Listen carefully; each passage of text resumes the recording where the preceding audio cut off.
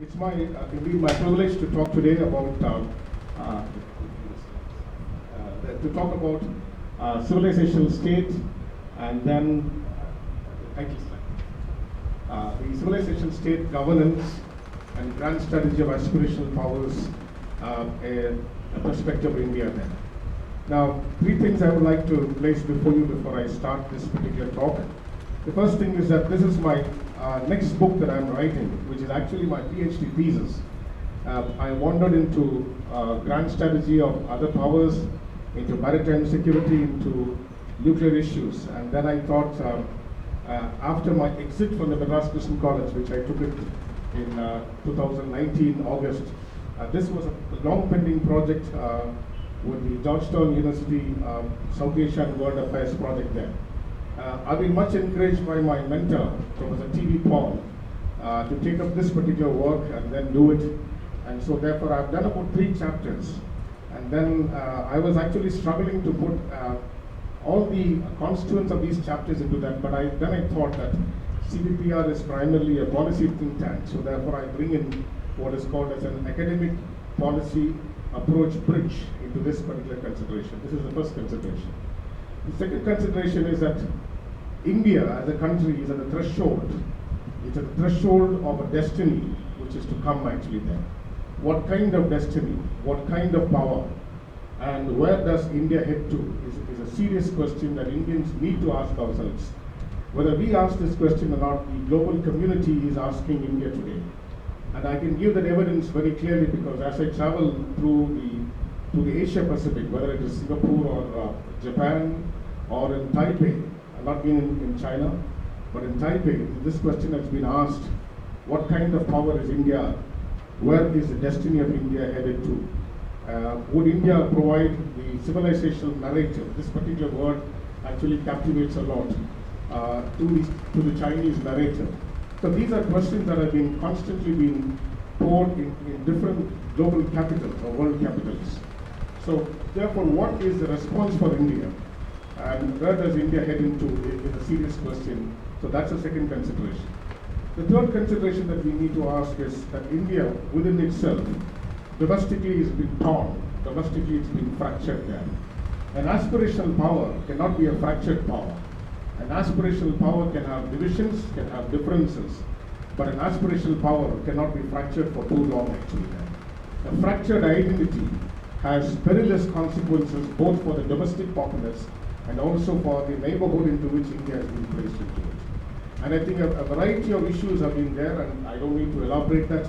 But what I'm going to do is to as an academic, stay clear of all polemics and steer what is called the middle course. Aristotle talked about the middle course, which normally talks about what is called as a median approach or the golden approach there. Having said that, let's look into this is the structure of my presentation. It won't take too long. I would like to encourage you to ask questions because that will actually enable me in refining my arguments for the book there. Let me introduce this topic in terms of the propositions, and then I would like to flag in certain theoretical policy concerns as to what are civilization states, what is governance, what is grand strategy, and how do they link with each other. Then we look into what are the essentials or the imperatives of aspirational powers. We define aspirational power, and how does an aspirational power differ from a civilization state. Then we look into the transformative context of governance, why governance is a pivotal factor in the understanding of civilization states maturing into aspirational powers. Then we look into the India context, and then we look into India's performance then. What is the promise that India holds and what is the performance that India has? And then we look into what would be the future pathways of India as an aspirational power and conclude there. When we look into civilizational states, today we find that civilizational states are distinct categories there. They are not nation states. Because the term nation states is essentially the Westphalian experiment of the European system actually there. The term nation or the term natio is actually, it means birth.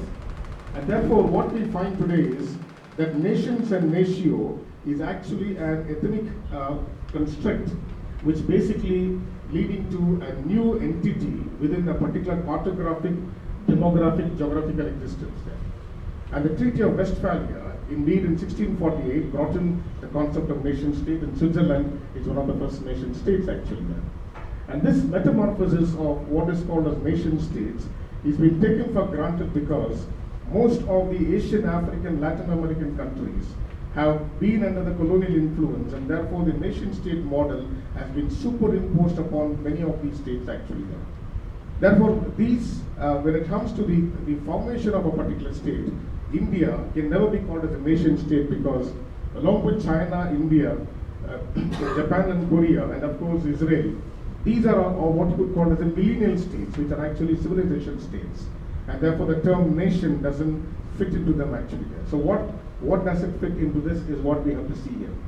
So civilizational states basically, civilizational states actually have very strong cultural, social identity there. And these social cultural identities are basically based upon a certain social construction.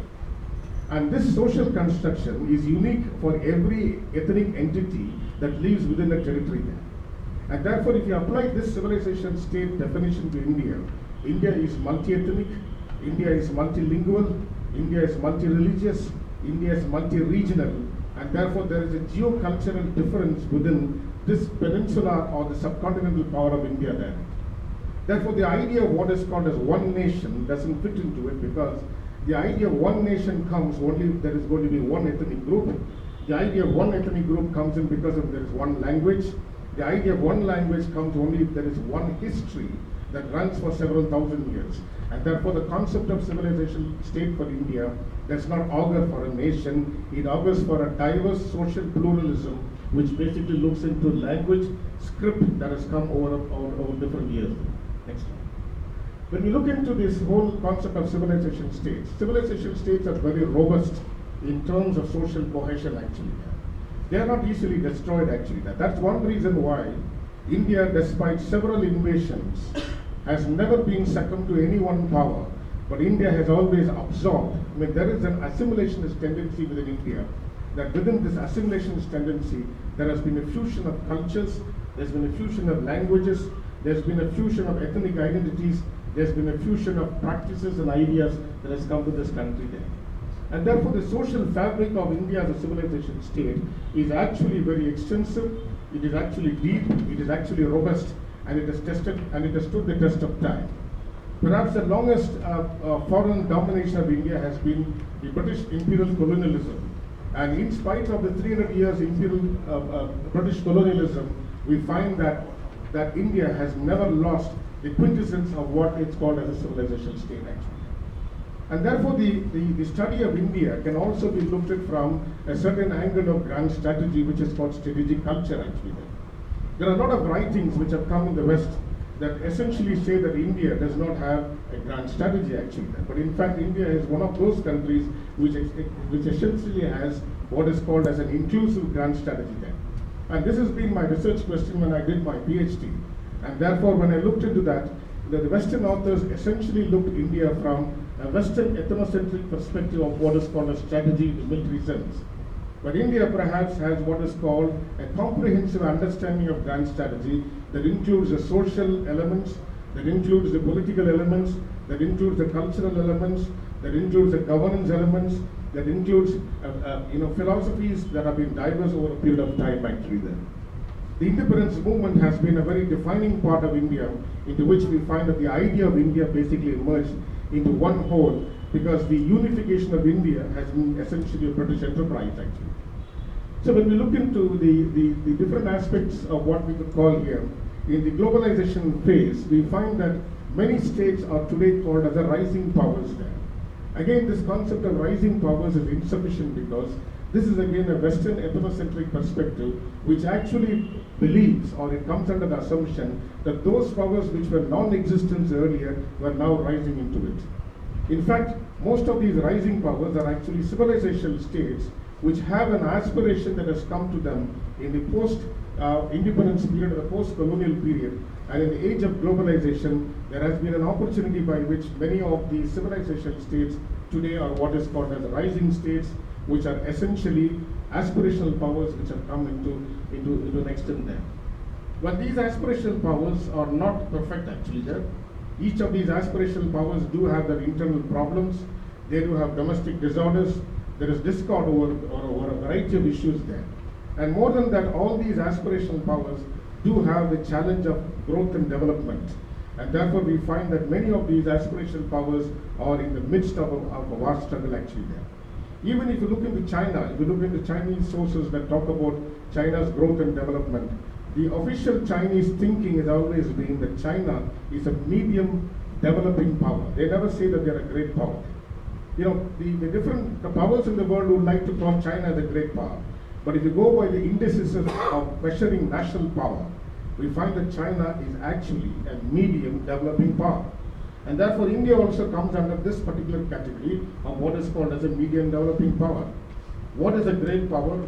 What is a developed power? What is a big power? These are different connotations that we'll have to use it very carefully when we try to understand this entire context of what is called as a civilization state. So therefore in the context of contemporary context of civilization state, India actually presents a diverse picture. It is not a monotheistic identity. It is not a Rashtra identity. It is a pluralistic identity, and a pluralistic identity that cannot be easily dismissed of. Geographically speaking, we have what is called as peninsular India, we have hinterland India, and we have what is called the heartland India, or the heartland of the hinterland India actually. And also we find that there are other regions of India which are unique in their own geocultural, geopolitical, geohistorical factors, and therefore you cannot wish away the essential differences that India basically has. So therefore, these are the 4 questions I'm looking in today, and very briefly we'll deal into them then. If India is a civilizational power, and this civilizational power is based upon a robust social pluralistic identities, and that is the basis of what is called as its contemporary aspirational power. This is my main research question that I'm looking into that then. So therefore, what patterns of strategic culture, what patterns of social culture, what patterns of political culture influence this aspirational rise of India then? Secondly, what are the governance and domestic bases of this India which influence and impact upon India's strategic entity then? Because these are the foundational issues that we need to look into it in terms of the long run that comes into that. And how does India view its own power? Does India make a reality check of its own power? Do we take what is called as a SWOT analysis of India's power, strengths, weaknesses, opportunities and threats? So this is the way by which we could conceive, envisage the growth of India into that time. So therefore, what could be the theoretical policy concerns of civilization states, what pattern of governance, and what could be the grand strategy of these civilization states? Civilization states in an historical span are usually millennial by nature actually. They've existed for thousands of years, and thousands of years of culture, history, geographical and existence, and social orders, and they are what I call the material trappings of national power of these states there. Civilization states in general have always been subject to what is called as colonial rule, and this colonial rule has actually left a post-colonial impact of various social conflicts, political conflicts, economic conflicts, and that has actually resulted in divergence that has been there. And when you look into civilization states usually have a comprehensive treatise. If you take the case of China, you have Confucius' collective works. In the case of India, we have the Arthashastra. The Arthashastra is perhaps the greatest treatise. And the only problem in India is that we don't read the Arthashastra actually, because we say that Arthashastra is in Sanskrit. It's not in Sanskrit, it is in English actually there. Reading the Arthashastra, it does indeed provide India the well springs of India's what is called as a civilizational state's grand strategy document. This is where we find that India basically has always been, in fact Kautilya informs that India is inclusive, that India is pluralistic, that India is realistic, that India is constructivist. And therefore these are the quintessential attributes that the Arthashastra radiates into that. Apart from Arthashastra, we have the Tamil philosopher Thiruvalluvar, who wrote the Tirukkural, which basically looks into what is called the social ethos and the ethics of India. Thiruvalluvar is a Confucius of India, in as much as Arthashastra is a Sun of India actually. So therefore, basically you find that these treatises classic treatises provide the wellsprings of India's civilization state's identity, iconography, and the strategic culture that goes into that there.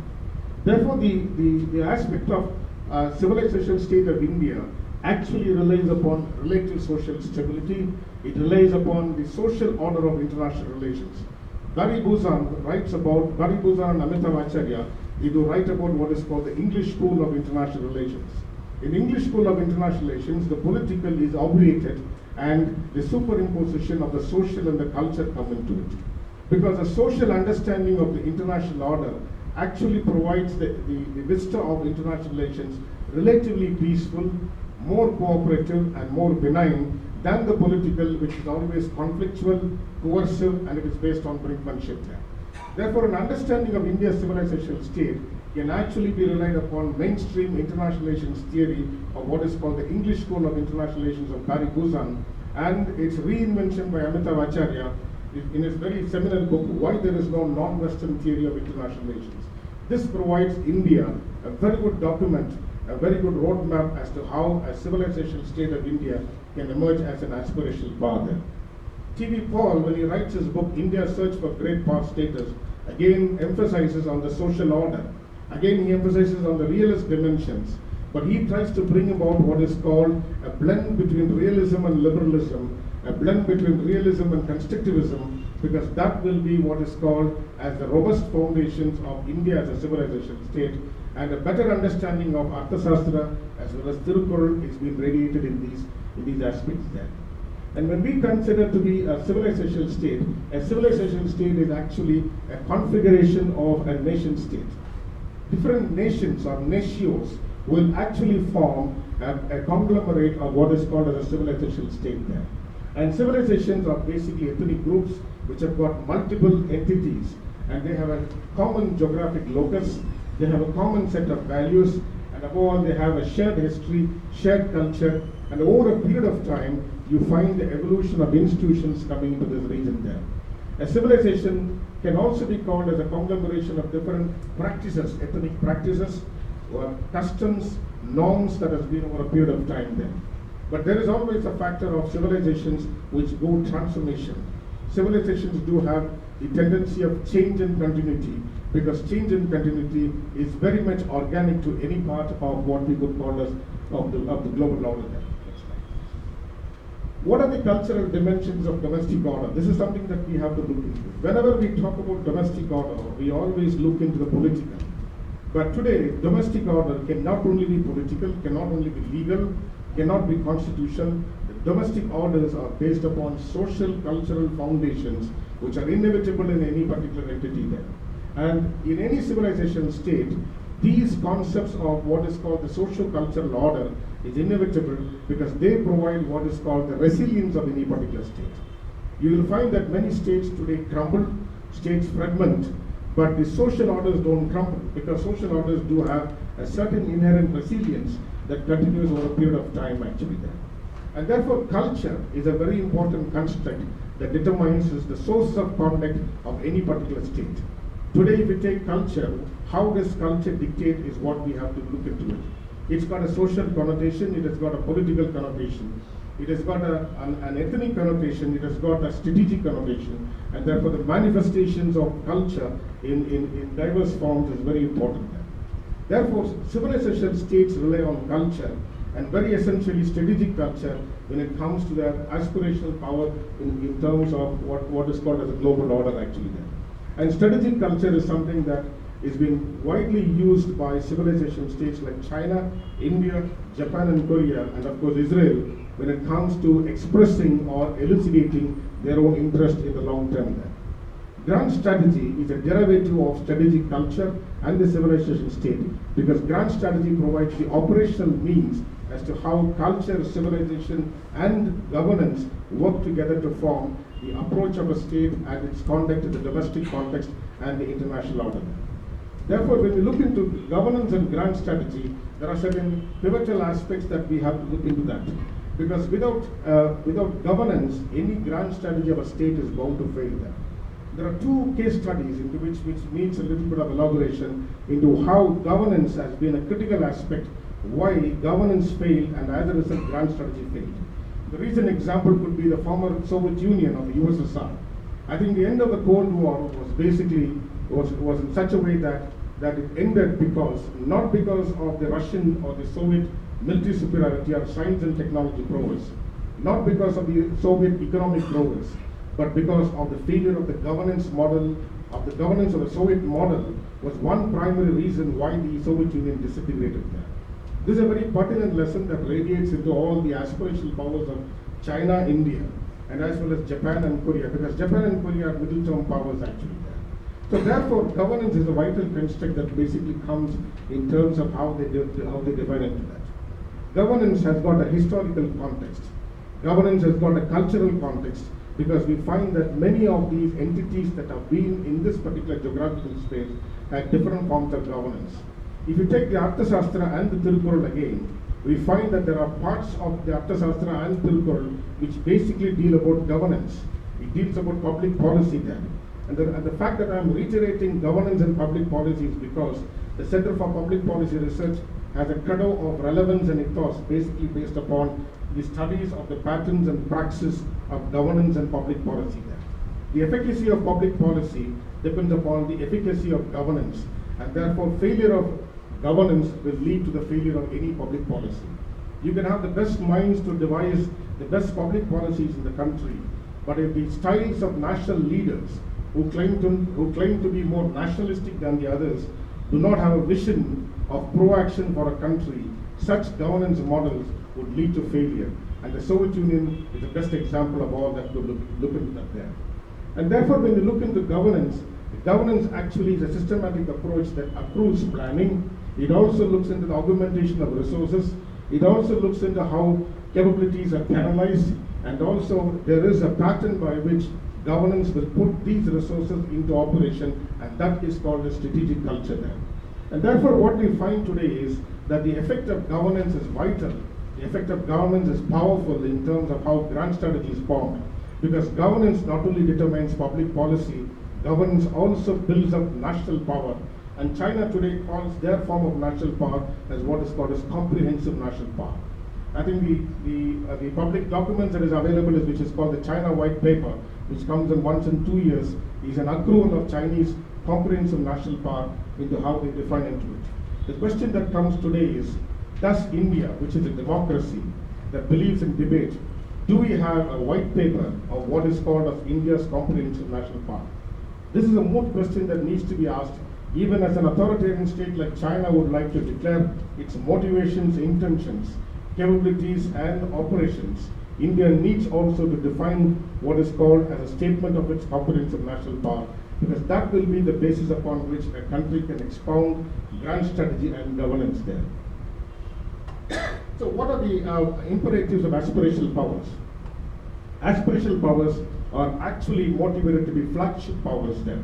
I use the word flagship because today in the current terminology, flagship is a concept that has been most favored into that there. And therefore flagship powers normally are proactive.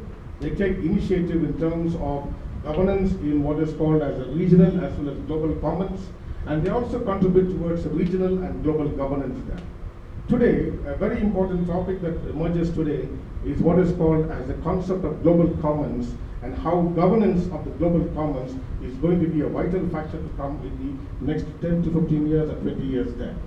So therefore, aspirational powers, which have the material factors of power, are able to use their civilizational prowess in trying to radiate their national power in exercising their impact and presence in what is called as the global commons there.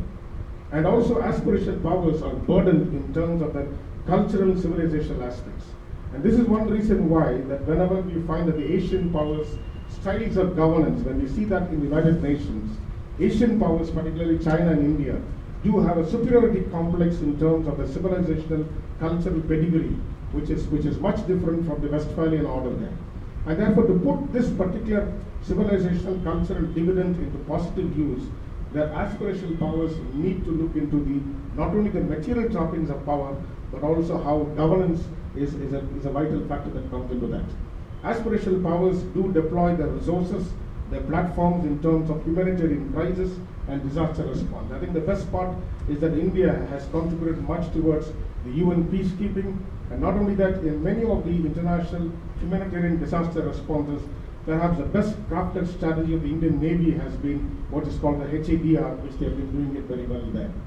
Aspirational powers are known for what is called as the prowess in soft power and smart power, because an aspirational power's tendency to use hard power. But even as a great power like the United States also uses much of the smart power and the soft power when it comes in exercising of the strategic importance there. Aspirational powers are known for the strategic autonomy. They are not bound by any kind of coalitions. They are not bound for bandwagoning or buffering against other states. That every other policy that aspirational powers do make is of their own independent choice there. So when we look into the aspirational states, we find today aspirational powers are involved in a new kind of regionalism called new regionalism. And the BRI, the Belt Road Initiative, is called as a new regionalism because this new regionalism is a hub and spokes arrangement. China is at the epicenter, and then you have other states trying to be linked as spokes to China. This is something that we could look into that. India also has several bilateral engagements in terms of this new regionalism, and today aspirational powers are exhibiting, leveraging their cultural civilization dividend in what I call culture, commerce, connectivity.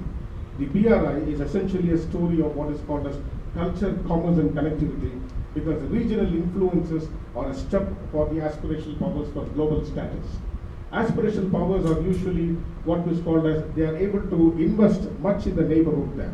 I think the Modi 2.0 administration is essentially looking into what is called as India's neighborhood diplomacy, neighborhood first actually there. At the same time, aspirational powers are also what is called as the country first.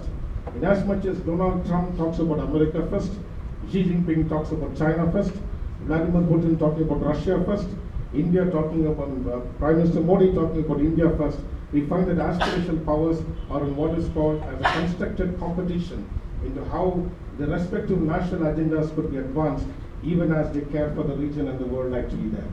Aspirational powers are also regional hegemons. Quite often they try to use their military instruments of power in the name of what we could call as status symbols. They also use the military in terms of humanitarian disaster response, and also at times they use the military in the case of what is called as humanitarian intervention, which actually raises different questions actually there. Aspirational powers are also for regional alliances, because regional alliances are always being used to thwart extra-regional hegemonic power play into the region there. So these are the imperatives of the aspirational powers that come into that there. How does governance and grand strategy provide the transformative context? There are 5 transformative contexts which I will briefly mention there.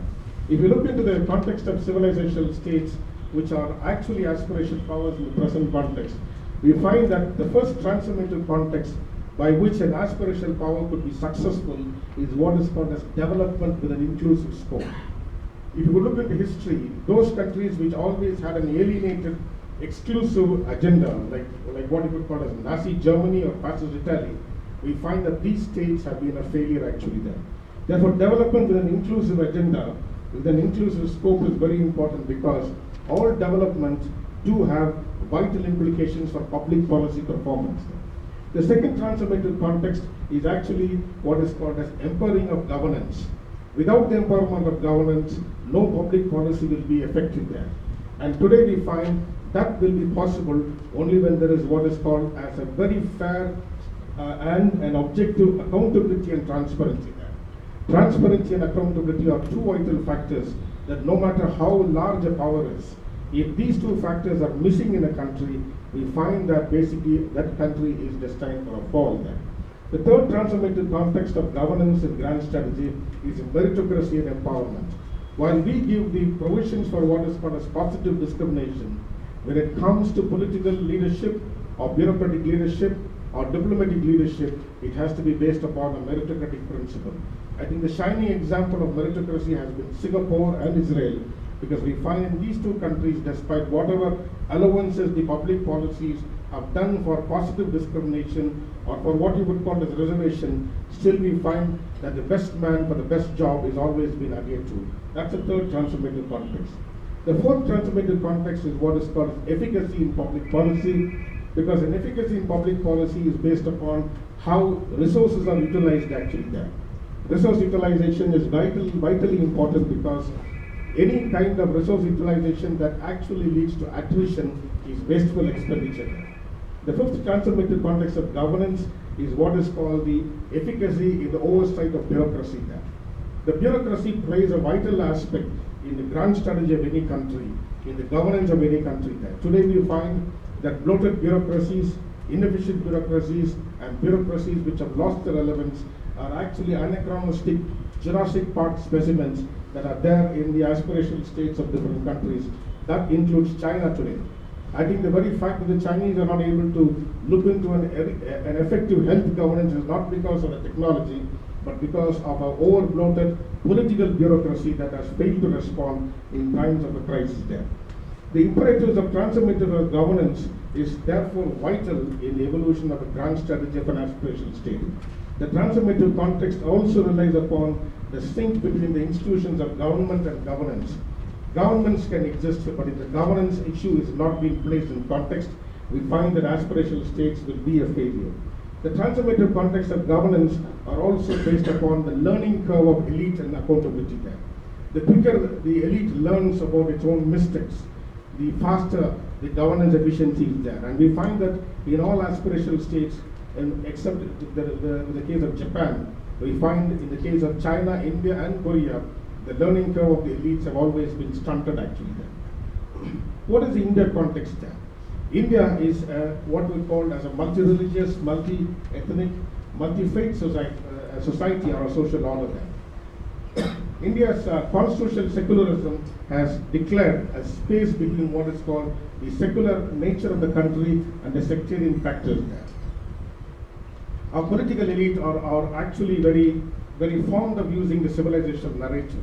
The question that comes in today is that do the political elite in India, do they believe that India has a civilizational heritage?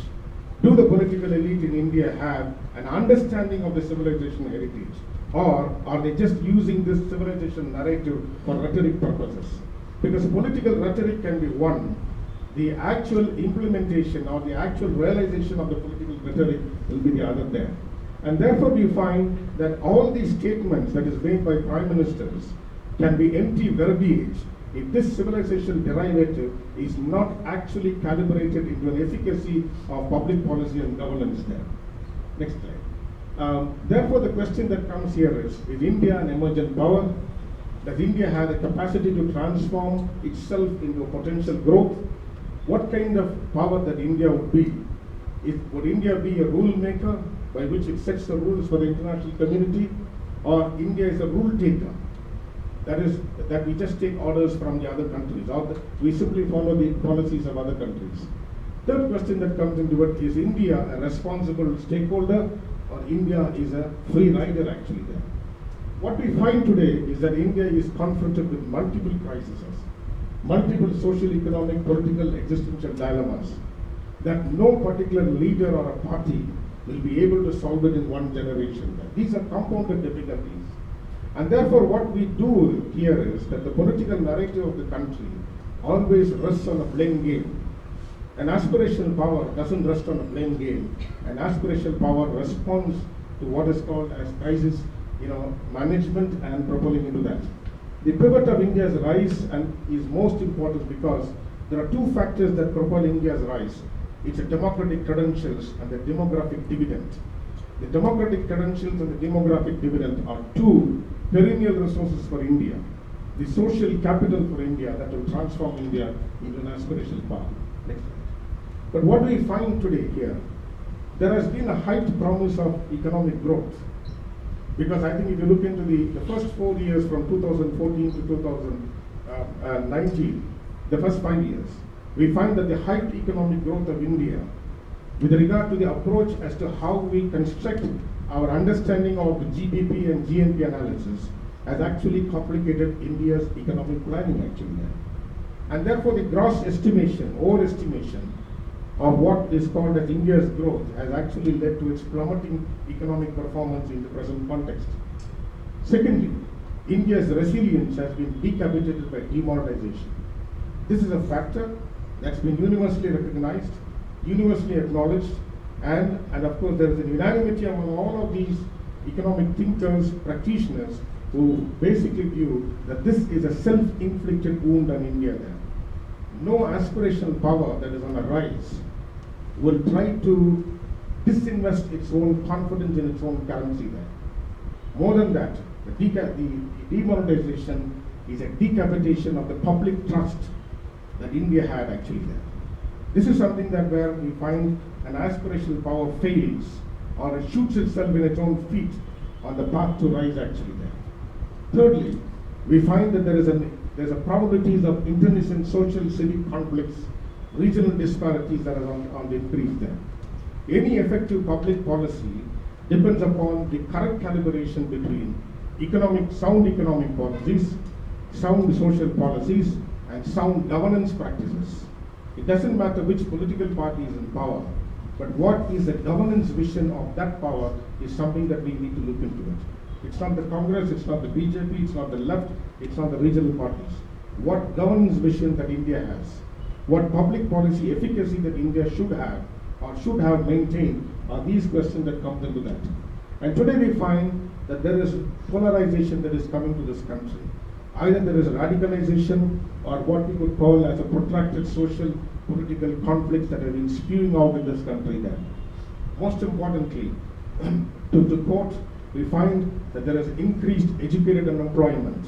And this increased educated unemployment does not translate good for the governance of India. Because this is where we find that this demographic dividend has been misused, abused for petty political quarrels that doesn't deliver sound governance alternatives there. And what we find today, despite all the big talk of growth, is that within the G20, India's debt is ballooning actually. India is the #1 lending power. And what we find today is in terms of actual public debt of central government and state governments, and more importantly, the unsustainability of debt is something that stares into what is called as aspirational India. What we find is a total rollback of the welfare state. Even the most capitalistic states in the world are welfare states, the United States for that matter, and the same thing with regard to Singapore, the same thing with regard to China. The welfare state and the classical capitalist state are basically coexisting with each other in all aspirational powers. The retreat to the welfare state is something that is basically coming as a root shock to India there. And what we find today is a pauperization and radicalization of large classes of people there. I think we have the contentious debate that is going on in this country with regard to identities. That pauperization and radicalization will be a blow in India's Achilles heels.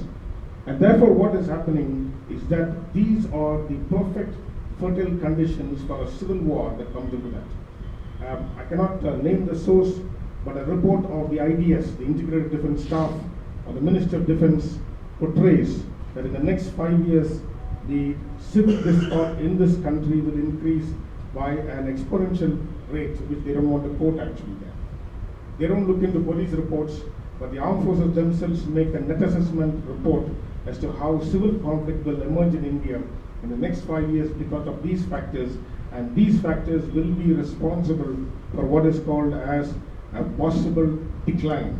A possible decline is something that can always be reversed if you have the efficacies of public policy and good governance there. So what is the promise and performance of India there? Aspirational powers always have a robust energy for what is called as correction, coherence and augmentation of national strategy there.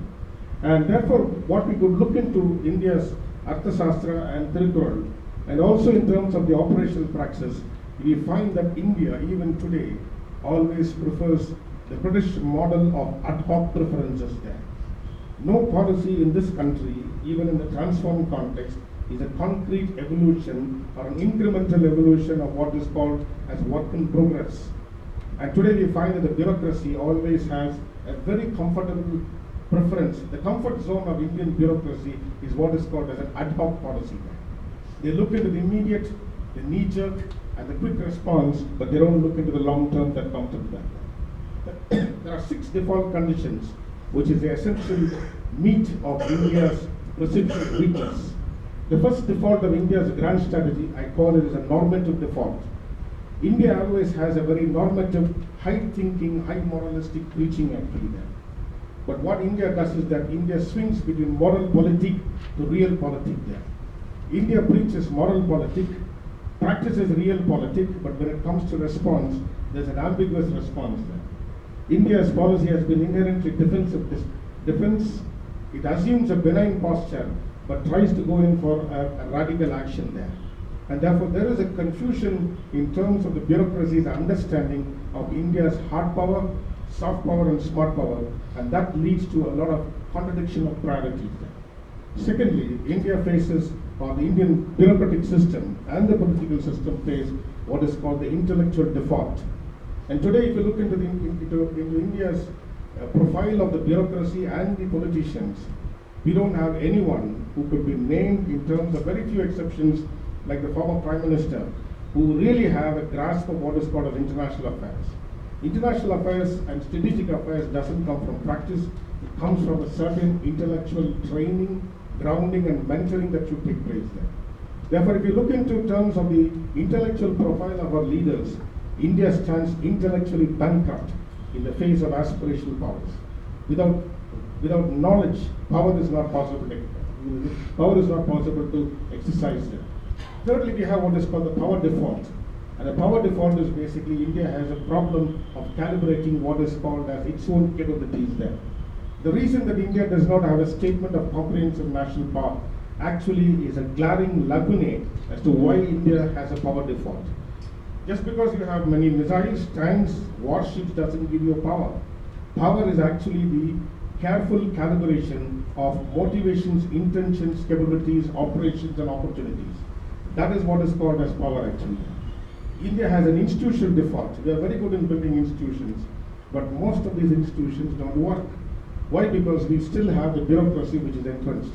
Prime Minister Modi's most laudable initiative has been the lateral entry into civil services. But today the lateral entry is being killed because the career bureaucrats will not allow the lateral entry specialists to come into it, because that is creating insecurity in the existing bureaucracy there. And more than that, we find that India is basically an aspirational power that is yet to have a national defense university there. This has been advocated by the K. Subramanian Committee in the aftermath of the Kargil War. And today, Pakistan has got a better national defense university. It's on the website, you can look in the curricula there.